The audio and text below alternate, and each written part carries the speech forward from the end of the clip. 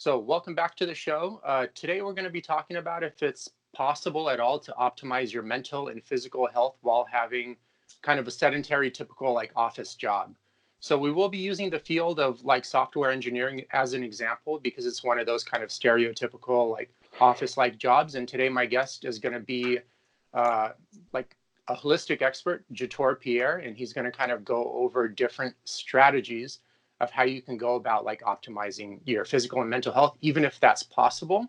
But before we begin, I did have a sample of, and I'll kind of post this, I'll superimpose it on the video, but I did do like a sample of 52 subjects, and I had them fill out the HLC2, so 52 software Wow. engineers through either my clients or some corporate lectures I've been giving on fat loss. And so and I kind of averaged out all the totals, and that basically came out like the average age was 31, the average body fat percentage was 26%, and how it read is basically like some things that are happening underneath outside of just the kind of like general weight gain of the typical subject would be very high GI inflammation, a lot of constipation, a lot of adrenal fatigue, uh, pretty moderately high depression, high anxiety, and a little bit like lower on the high end of anger. So that's kind of like the general background of the sample pool I experienced. And then 27% of the subjects reported being on some kind of psychiatric medication or kind of using or currently using some type of psychiatric medication within the last year. Wow. So yeah, having said that, I mean, what do you think? And if you like, you can give yourself a quick introduction too, so listeners know who you are, and then we can kind of begin. Yeah. Jator Pierre. That's all I got. All right. I already know you, so I know the rest. Yeah. And yeah, if you're a software engineer, you're dead. That's all there is to the show. Um, no, but I appreciate the form that you filled out with them, the HAQ. That's some pretty interesting statistics. And I guess from my perspective, that makes sense. It makes sense from the perspective of software engineers, electrical engineers, mechanical engineers, at least as far as I'm aware, and the ones that I've worked with. They tend to work extremely long hours in front of a computer, and they don't have a lot of mobility. They don't move around very much. They're always sitting down and stationary.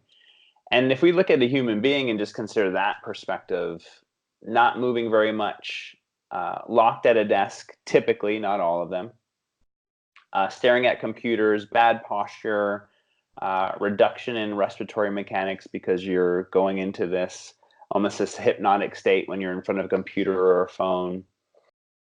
GI inflammation, anxiety, depression, all of those things make sense to me from an inflammatory perspective or a physiological perspective.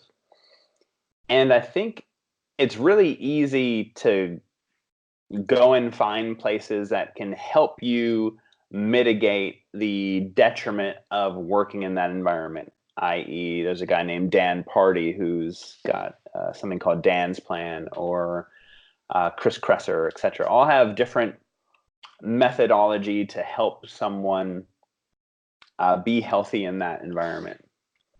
But for me, those are the things that are typically addressed. And I think for me, some of the things around electrical engineers, software engineers that I've personally noticed, isn't to say across the board, it's an interesting set men and women have, which in my experience can be overly logical. And I'm not saying logic is a bad thing, and I'm not attacking logic at all. I'm not saying that to criticize. But when we are in that state of being overly logical and our jobs are based on numbers, 1 + 1 = 2, everything is refined and measured.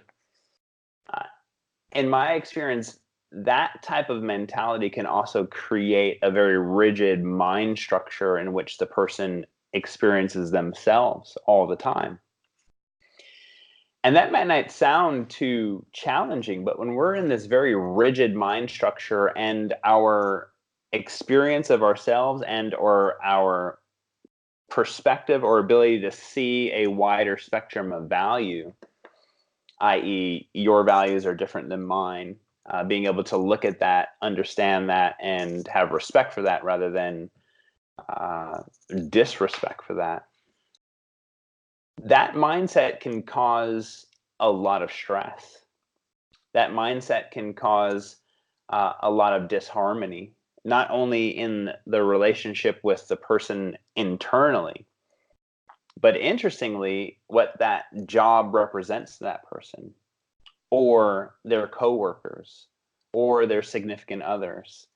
And that part interests me a lot more rather than, like you alluded to in the text that you sent me, rather than get a stand-up desk, get amber glasses at work, get flux, walk 10,000 steps a day, drink water, get sleep. Those things are all, I think, part and parcel of the whole picture. But I'm really interested in the framework, the mind framework of someone that chooses to do that type of job. And in my experience of, well, as an example, my stepdad is an electrical engineer and works very, very long hours. And there's a perspective that he has and many other clients have who work at places like Apple, that unless you are killing yourself at work or unless you are killing yourself for the job, you're actually not doing your job.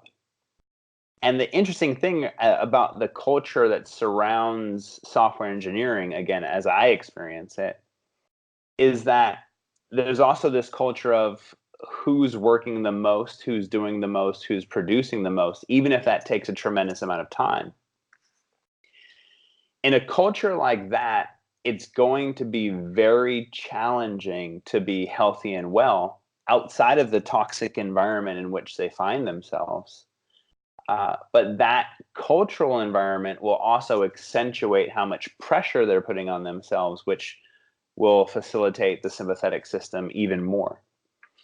And that leading to, as you stated in your paper, GI inflammation, anxiety, depression, etc. So those things would be, I think, some of the things that I would be really interested in working with clients around, those perspectives around that job, not just, I guess, the more practical one. It's a challenging job to be very healthy in. I would say that.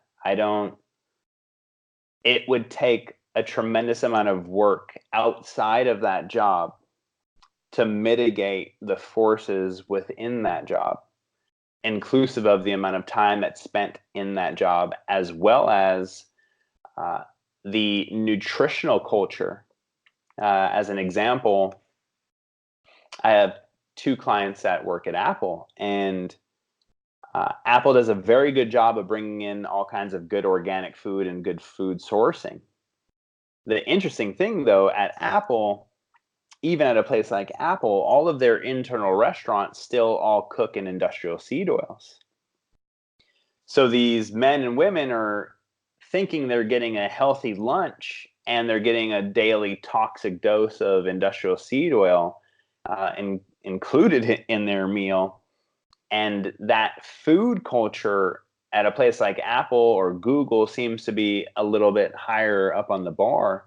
But if you look at other places, the food culture of being, you know very well, doing with lots of fat loss is going to be a very high reward food culture. It's not going to typically be just a simply palatable food. It's going to be chips and donuts and fast foods, etc., so that you can work consistently and constantly while sitting at this computer.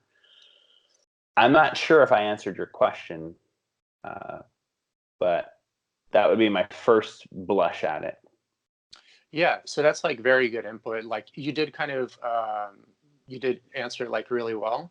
Mm. I guess like my one question is when I do give like corporate lectures from time to time, or like maybe a person like an office worker, like in our example, like a software engineer comes in for like an assessment, and they're like, oh, but I have like a standing desk and I go to a boot camp after work. You know what I mean? Like 3 times a week, like I'm healthy. Can you kind of like elaborate on, Yeah. because a lot of times it's like their perspective is so narrow of like what health and wellness is. I think kind of Mm. like if you educate them and broaden their perspective of like, no, there's a lot more that encompasses being healthy and well than just going to a boot camp 3 times a week and having like a standing desk. Can you kind of Yeah. go a little bit more into detail on that? Yeah, for sure. I mean, the interesting thing about even if you have a standing desk, maybe I could buy that if you had a treadmill standing desk. But simply standing actually is still not moving the body. So that's just first piece. And when you look at current research around sitting all day and not moving, even if you're standing, our bodies are obviously designed to move. And if we're lacking in movement, that's going to cause a lot of stagnation within the system, within the musculoskeletal system. That stagnation will lead to lymph stagnation, blood stagnation, and oxygen stagnation. So, saying that I stand and then I go to boot camps, if you look at current research around does working out 3 times a week, 4 times a week, 5 times a week mitigate the detrimental effects of sitting all day long? And people don't typically count car time, home time, wake up time, etc. No, it doesn't. It actually doesn't mitigate that. In fact, uh, sitting is being called the new cigarette in terms of it's been a hidden detriment to our health and wellness for so long, and now people are becoming more and more aware of it. So, from a health perspective or a thriving perspective, for me, there's a difference between healthy and thriving.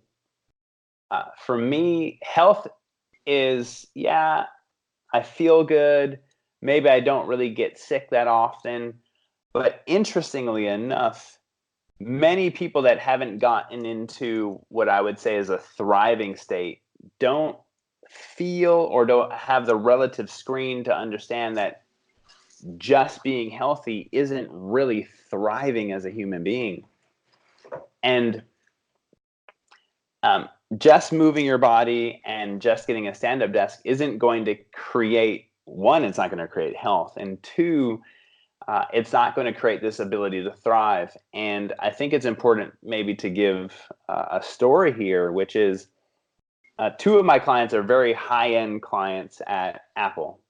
And I've worked with one of them for 12 years. And what's really fascinating about my experience of him, again, only my personal experience, a genius, a mechanical genius, of course. He was on the design team at Apple. Works very hard, thoughtful, creative genius, etc. But when I met him on the health and wellness scale was very low, living like I would guess a lot of the people that you surveyed when you were looking at those 52 people. Uh, Eating normally, staying up late, not hydrated, drinking what's available, uh, overeating very rewarding foods, probably under eating nourishing foods, alcohol, gluten, etc. And what was interesting over the years of working with him is that as we were doing work looking at nutrient density, let's just say, so we're looking at increasing his nutrient density and looking at his gut health, looking at his brain health, interestingly, working in like that and to get his eyes away from the computer and go outside and look at things from a distance to work his eye musculature and to work his brain in a different way. Um, Sleep, his relationship with his family. And one of the most interesting things that I saw over time with him, and I'm not saying this was due to me, this was due to him making the changes in his life, is that about 3 years before we stopped working together, he started to get really clear on the amount of hours he was spending at work, and that he was noticing how many years he had done that for, and had this very high desire to not do that to support his health and wellness. And what was so fascinating to me about that particular person is this was happening over 8 years of working with each other. And at somewhere around that 8-9 year mark, he started to get to this ability of thriving. And what I mean by that is he was eating very well. His body was getting the nutrients it needs. He was sleeping better. He was moving his body. He was stretching. He was working out. He was working on his mental and emotional health outside of just with me, working with his wife and another person. What I found most fascinating is that as he started to do all of that, his ability, his creative ability went through the roof. I mean, it exploded. And it exploded so much that he was able to go to his boss and ask for less time. Now, not many people know the culture at Apple, but the culture at Apple is a lot of work. I mean, they're always, staying on top of the game, right? It's always what's next, what's the next big thing. So people work a tremendous amount, and that's the expectation there. What's fascinating about him is as he got healthier and healthier and healthier, and then got this ability to thrive, he actually could go to his boss, ask for less time, and receive that, because what he was doing in the amount of time that he was there was on par with people that were spending double the amount of time.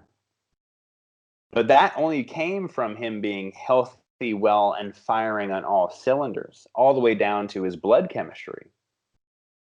And so for me, to get to that state, to get to a state where you can, walk into somewhere like Apple and drop a mic in a meeting, that takes a tremendous amount of things that are beyond just a stand-up desk or working out 3 times a week. That takes a whole nother level of the game, which is some of what I'm guessing you share with them. And then that then boils back down into this mental and emotional state of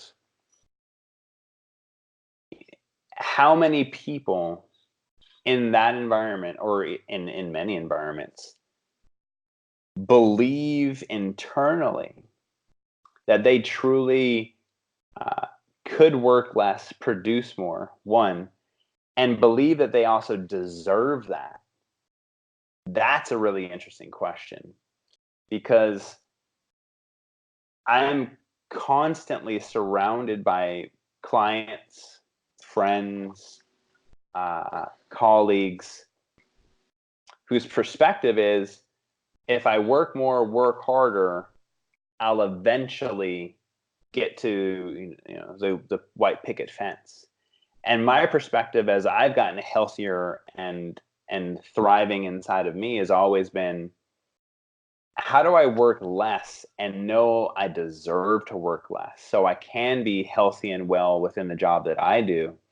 So when I do show up to work, I'm running on all cylinders, and my creative juice is through the roof.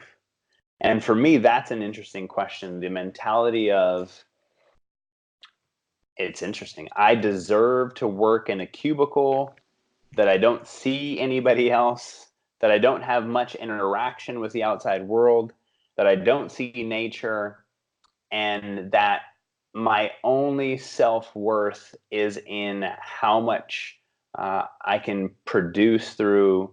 Well, I mean, I'm gonna be a little shallow here, because I don't know that much of it.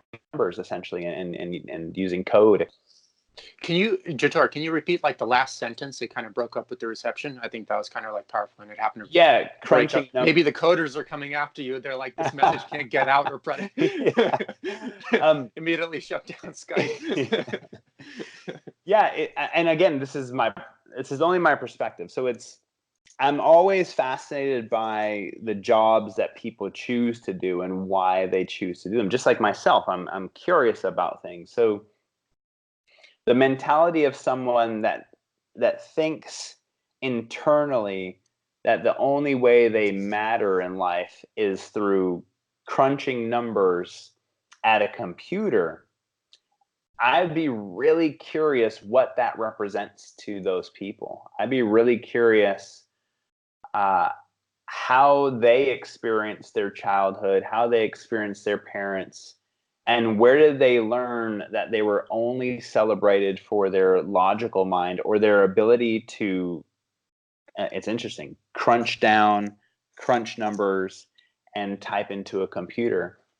And I'm not discounting that. I'm saying as an observational perspective, it's a curious mindset. Uh, my stepdad is an electrical engineer, and he's been an engineer at Intel for the last, I don't know, 20 years or so. And I find his mindset extremely interesting because uh, it's extremely rigid, it's extremely closed off and segmented, and he's very defended against new ideas. And he's been an electrical engineer. I think he has 2 master's degrees from Cambridge from, I don't know, the 1970s or something. And even with new information that comes out within his field, there's a part of him that disregards all of that new information and stays to what he knows only. I think that is a more global mindset than just engineers, obviously. And something about the engineer mind, at least in my experience, can become very rigid, very closed, and almost very computer-like. There is nothing outside of 1 + 1 = 2. So when you're working with those people, my assumption would be, yeah, that makes sense to a logical mind that standing up, working 3 days or working out 3 days a week based on old research, yeah, that makes sense. I'm going to be healthy doing that. And that's all I need to do because I read that in Men's Fitness and some ACSM trainer said that. Yeah, there's a lot more. There's a lot more going on here than ACSM is like a weekend certification course for those that don't know, yeah. you know? Yeah. So those would all be things that I would definitely consider. The work environment, how I'm getting my needs met at work, and yeah, what part of me feels a sense of that's interesting. My inside life, inside of a building, inside closed doors, inside cubicles, inside a computer. What part of me believes that that's more of my life than getting outside, getting into nature, and having other experiences? Not to say that they can't do what they do. My guess is if more engineers, and I think places like Google does this, they have their cubicles, but they also have places to play, to have fun. They have nature. They have meditation classes. They have yoga. They have working out. Because Google is smart enough to know that that actually, interestingly, will create more creative human beings. I think that's one side of that story. The other side of that story that Google also knows is that if people enjoy their time at work, they'll stay at work longer. Don't need to run a multi-million-dollar study to find that out, you know? Yeah. Well, I have a question regarding like kind of corporate wellness programs, kind of like what Yeah. you hinted at with what Google is doing. Like personally, I think on paper they're like okay, but in reality, in my opinion, like they don't really do anything. Because oftentimes like Mm. the pressure is so high and the deadlines are so strict, what ends up happening is the person just still ends up sitting like 8 to 10 hours a day, like at the desk, probably still working on the weekends on those crunch times when you really need to get the project done, or if something goes wrong and they need to fix something really quick. And I think like sometimes like a corporate wellness professional, the best thing they can do to really enhance a person's health is just tell them like, dude, you got to get out of this environment. Like, I think honestly, that's the best strategy. That's the most common sense, best strategy, in my opinion, because kind of like what you hinted at, like everything else is kind of like damage control to one degree or another. Yeah, I don't know like what your take is on that, but I would agree. I like that damage control. And what comes up for me is there's been a few corporations that I've gone and spoke at. PwC is one, and some other companies down in the Orange County area. And yeah, I would agree. What comes up for me immediately is I've had the bosses who have brought me in to talk to their employees about health and wellness actually ask me not to infuse them with too much self knowledge, self respect, and actually, interestingly, becoming their own thinker.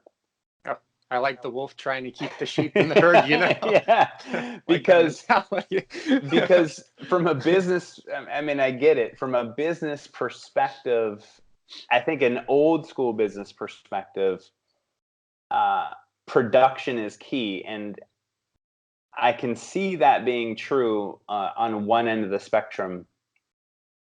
I would like to see corporations and new companies that are designed around how do we help our human beings thrive and be creative and be healthy and well, not only in the workplace, but outside of the workplace.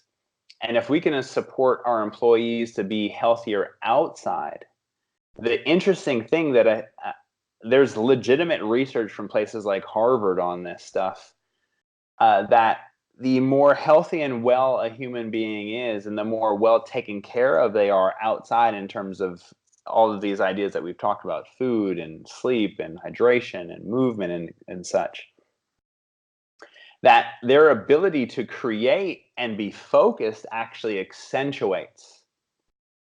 So if you had a corporation of very healthy individuals, you would save a lot of money on time, one, and your production would, I think, would go through the roof. It's actually been a business idea that I've really wanted to look at if someone's created this, which is this. So let's just say I have a bookkeeper, right? I have a CPA. I have a team that works for me on the stuff that I'm doing.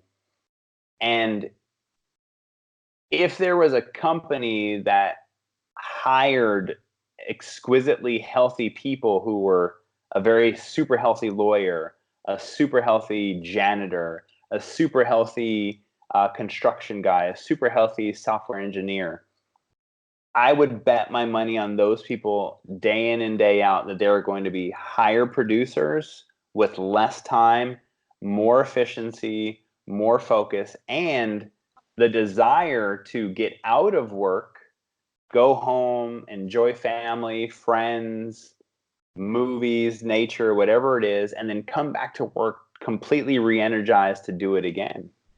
I know that from my own life. When I've worked in the past, when I first started working in this industry, I worked at Club One for a while, and I was getting plaques from Club One celebrating my ability to work 60 and 70 hours a week. I worked myself right into an anxiety attack.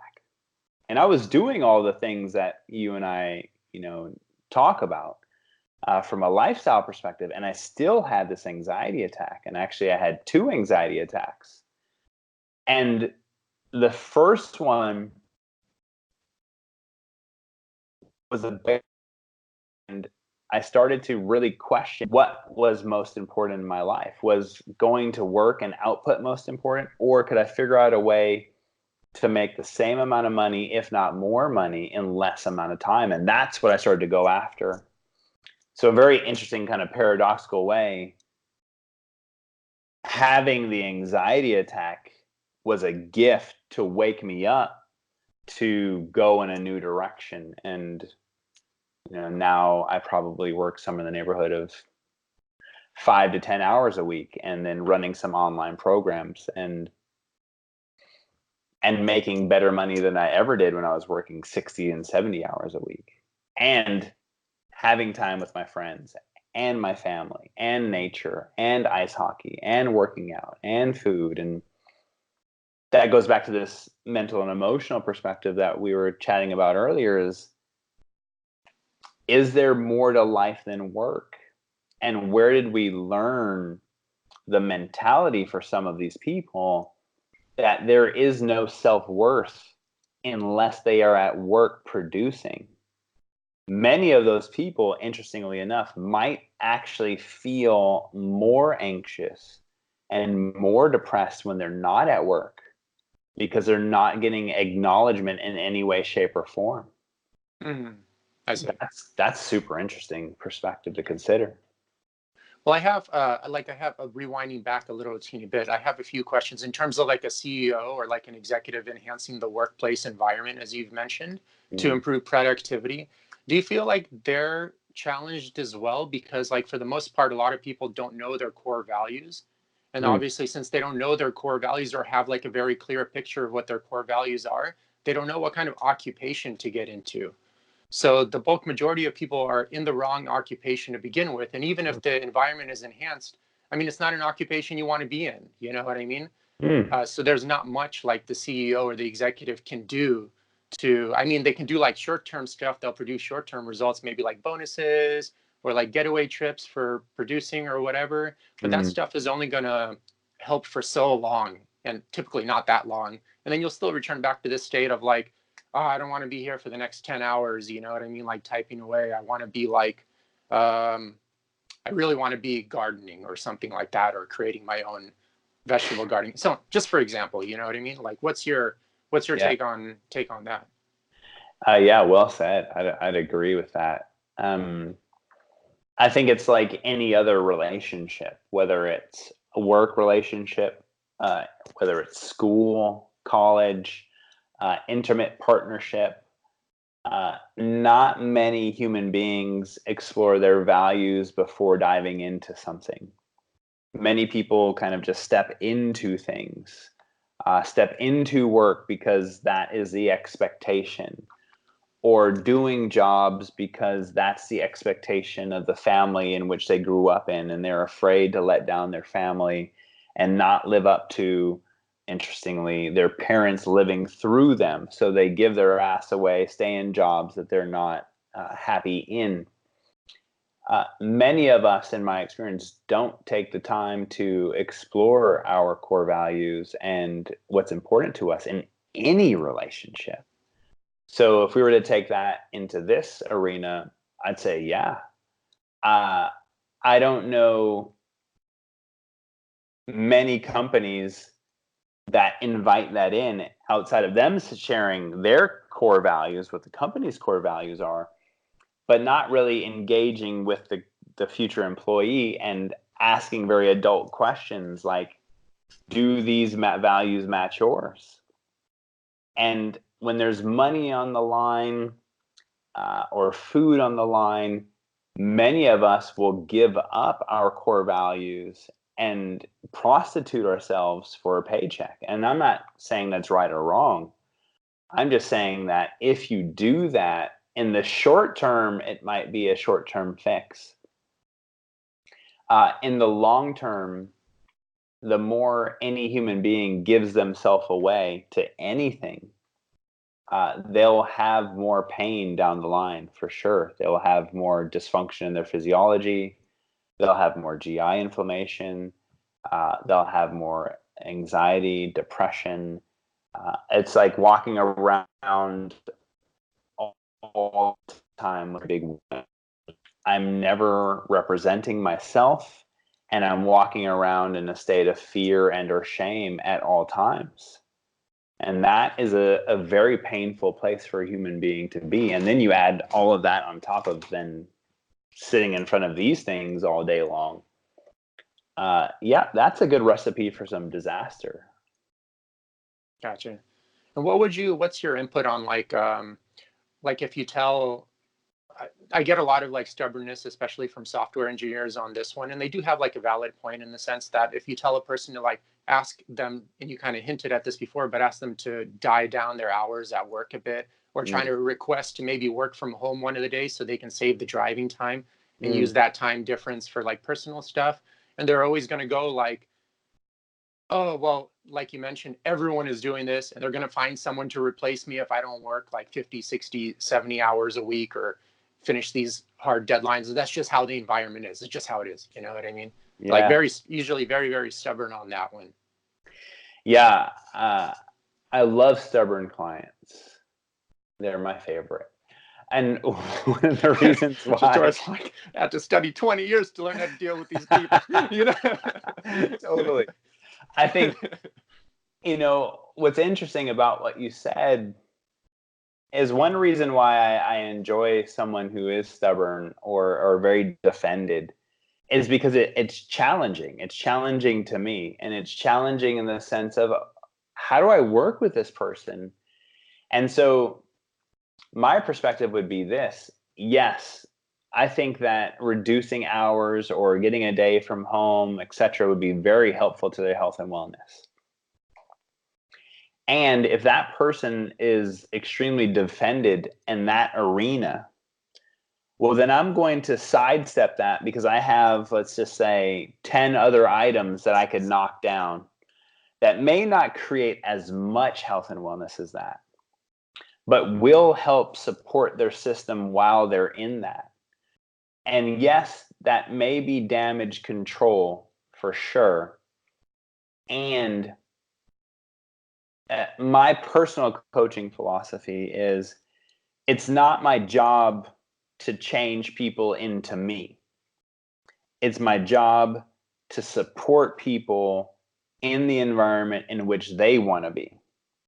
And so, as an example, let's say you're working with a rock star or something, and this rock star on whatever Thursday through Tuesday is partying and drinking and doing drugs, etc. Now, I'm not meaning to stereotype rock stars, we're just making one up. So let's just say that that's what's going on. And I'm that person's coach. It would be my job to support them the best I can Monday through Thursday, so that Thursday, Friday, Saturday, and Sunday, the detriment to their system is great, but it's not as great if they were doing all these other things Monday through Wednesday. So, as someone in this arena, I would approach it in the same way. I would start working with them in the areas that they were open to work and areas that they felt motivated to change. And the interesting thing that I've noticed over the years is if I take that approach, not always, but let's just say 50-50, as that person gets healthier and healthier, there's this natural evolution that happens inside of them that says, wait a second, there's more to life than just being at work. And I've seen this happen with very high level CEOs and very high level designers and very high level people that I work with. And that's not because of my coaching.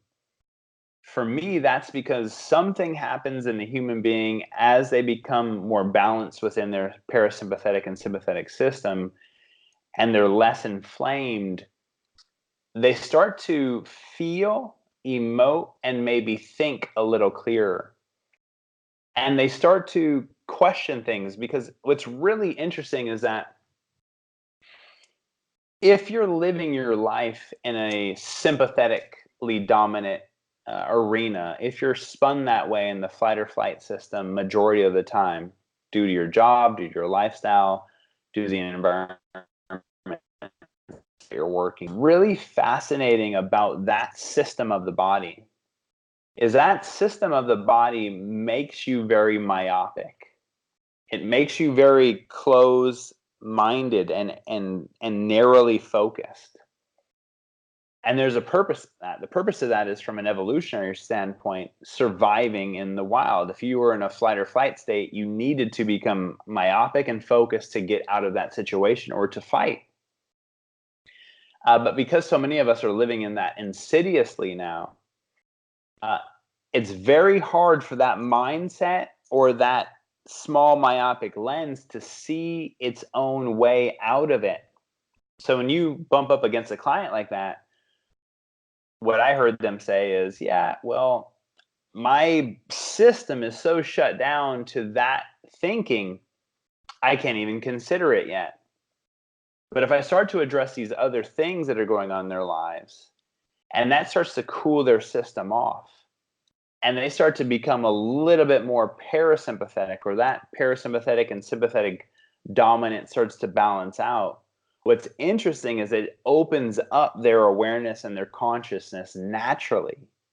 Even if they've done no self-work, it would just be the natural state that a human being would be in when they're not in flight or flight. They would have some creativity. If you look at our ancestors, they were very creative. Tools are creative, etc. Human beings are very creative. So ancestrally, we weren't always in this insidious chronic fight or flight state, but now we are. And I think that's part of what we're battling up against is, okay, well, if that's where we're at and these people can't even connect to what I'm trying to share with them, cool. How do I meet them where they're currently at and start coming in the back door, as a metaphor? Gotcha. Do you like sometimes are you tempted to like speed up the process because you're like, man, this person doesn't know what's good for them. You know what I mean? At times, because it's like a lot of times, even if you make that one small improvement that they're at such an F minus deficit, it's still Yeah. there in the F category, and they could be that way for years, you know? And you're like, dude, I can save you so many years if you just kind of adapted the system and stopped being retarded. Like, I don't know if you ever feel tempted to do that, you know? You should be like, no, you're here to be who I need you to be, not who you want to be, you know? Yeah. I mean, I would be lying to you if I didn't say I'm tempted every day. The challenge with that temptation is, at least for me, is that I can't change anyone. Even if I have their answers, it's still the person inside of them that needs to make the decisions to go through that change process. You know, there's that old adage, right? You can lead a horse to water, but you can't make it drink. Even if I said this water will reduce your age by 20 years, but to get that water, it takes this, this, this, and this, and this to do, or this one thing. I wish I had that kind of power. But because I recognize, at least over the years from coaching, that I get much better results if I allow my client to feel a sense of autonomy. So it's why I phrase things with clients often in the form of questions, so that they're finding their own answers and they are feeling a sense of control and power within their decision-making process. That, in my experience, typically elicits a faster change process. The opposite side of that spectrum would be the expert model, where I'm telling somebody what to do. And at least in my experience, I'm not saying across the board, that doesn't work as well. That typically will elicit a part of the ego that wants to be defiant. And if we start to take on that role as a coach of telling people how to improve their lives, i.e., I know how you can get better, and I'm not saying you're doing this, it's just my own experience of that.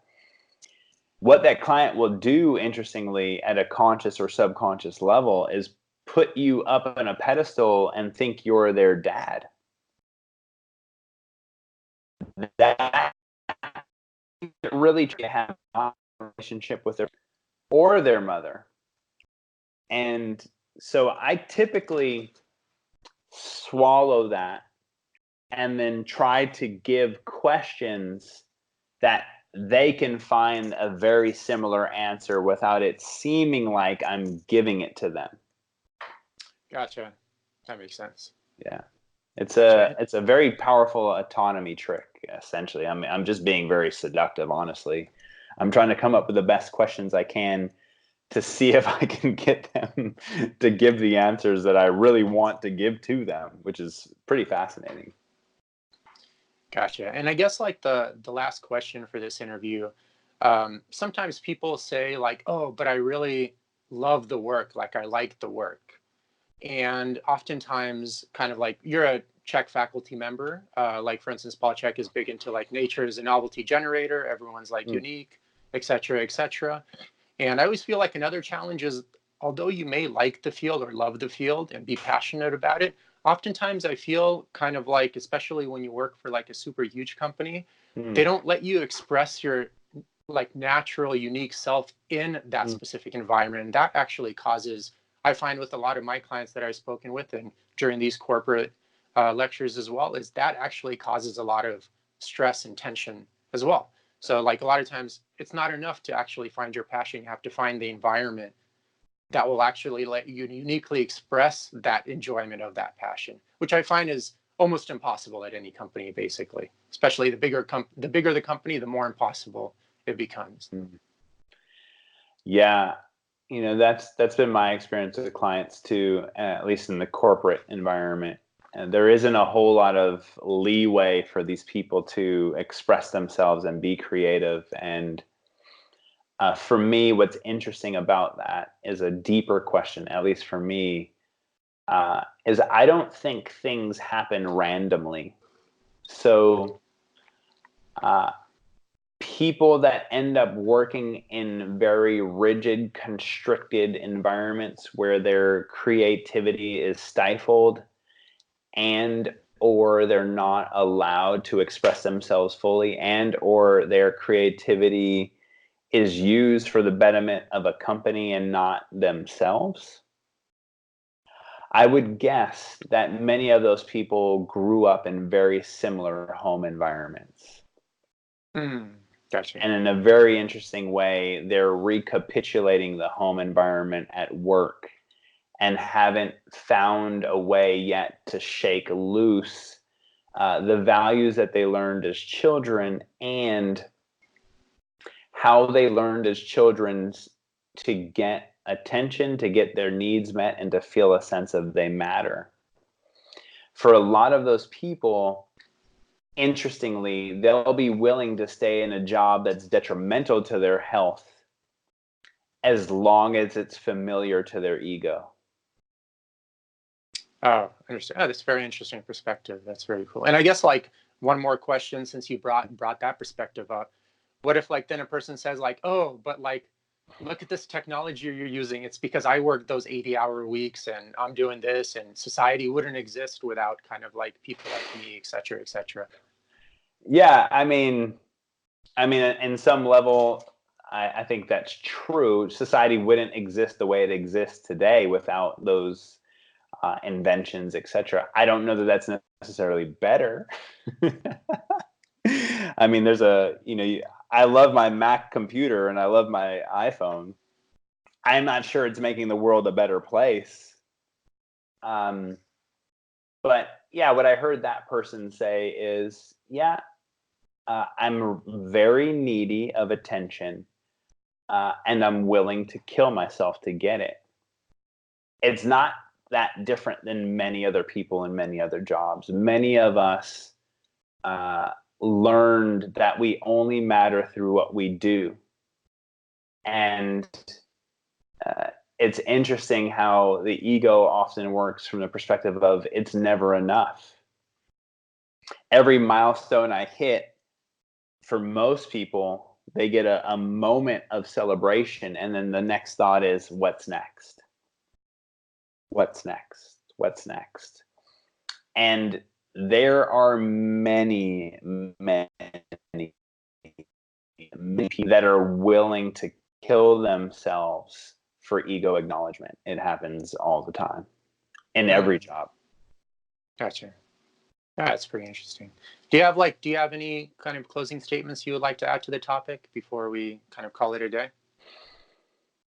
Yeah, I think if any of this did spark something in you as an engineer or anyone else, someone who's in a job that they recognize, at least in part, they don't feel comfortable in, I would ask you two questions to consider. How does a part of me benefit by being in a job that isn't fulfilling to my heart and my head? Interesting question.